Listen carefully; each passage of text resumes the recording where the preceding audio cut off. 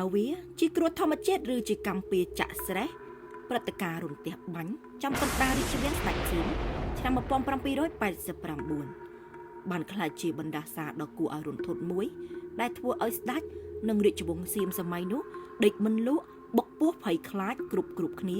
ព្រោះតែជំនឿលើទណ្ឌកម្មឋានសួគ៌មនុស្សជាច្រើនជឿថានេះគឺជាផលកម្មបន្តបន្ទាប់ក្រោយពីឆ្លងកាត់សង្គ្រាមឈាមជ្រលុកដីនិងការដុតបំផ្លាញក្រុងចាស់អយុធ្យារហូតវិនាសសូនឆេះម៉ត់មកពួកសៀមបានមកកសាងរាជធានីថ្មីនៅបាងកកនិងបានសាងសង់ព្រះទីន័ងអមរិន្ទ្រាភិសេកមហាប្រាសាទធ្វើអំពីឈើប្រណិតយ៉ាងអំនួតប៉ុន្តែភាពអំនួតនោះរូបបានត្រឹមតែ7ឆ្នាំប៉ុណ្ណោះនៅថ្ងៃកើតហេតុមេឃស្រាប់តែងងឹតស្លុបដូចយប់អន្តកាលខ្យល់ព្យុះបោកបក់យ៉ាងចម្លែករួចក៏លេចចេញផ្លេកបន្ទោយៈបាញ់ទំនុកចំកំពូលប្រាសាទបង្កជាអគិភ័យឆេះវាដាល់យ៉ាងលឿនហើយសាហាវហាក់ដូចជាមានវិញ្ញាណអរូបីមកទាមទារឈាមចង្រៃនៅក្នុងភ្នក់ភ្លើងដ៏គួរឲ្យរន្ធត់នោះសូម្បីតែមេទ័ពសៀមដ៏មានអំណាចគឺសម្ដេចព្រះបវររាជចៅមហាសុរសិង្ហនាថក៏ត្រូវបាត់បង់ភាពអង្អាចហើយរត់ទាំងស្លន់ស្លោនាំទាហានសម្រុកចូលទៅក្នុងផ្សែងពុលមិនមែនចូលទៅដោយភាពក្លាហាននោះទេប៉ុន្តែគឺចូលទៅដោយភាពភ័យខ្លាចជាទីបំផុតព្រោះខ្លាចថាបើមិនអាចលីសែងបល្ល័ង្កមាសចេញមកទាន់ពេលនោះទេនោះរជ្ជកាលនឹងដួងព្រលឹងនៃរាជវង្សថ្មីនឹងត្រូវរលាយសាបសូន្យទៅតាមភ្លើងបណ្ដាសានោះជាមិនខាន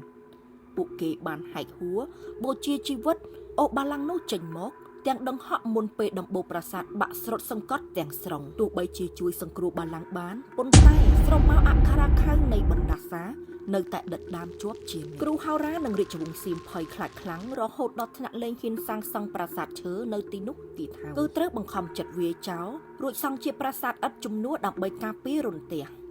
មិនតែប៉ុណ្ណោះទីតាំងត្រូវរន្ទះបាញ់នេះត្រូវបានគេចាត់ទុកថាជាដីចង្រៃឬជាដីប្រផ្នូលនៃការស្លាប់ទើបគេបង្កើតច្បាប់ហាមដាច់ខាតមិនឲ្យមានការរៀបចំពិធីសប្បាយក៏ក្រឹកក៏ក្រែងឬជប់លៀងឡើយគឺត្រូវចាត់ទុកសម្រាប់តែ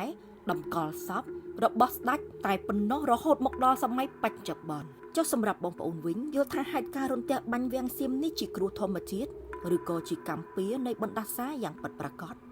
ចូលរួមបញ្ចេញមតិនៅខាងក្រោមហើយកុំភ្លេចចុច Subscribe Channel YouTube របស់យើងដើម្បីដឹងពីរឿងរ៉ាវអបិយជំនឿជាច្រើនទៀត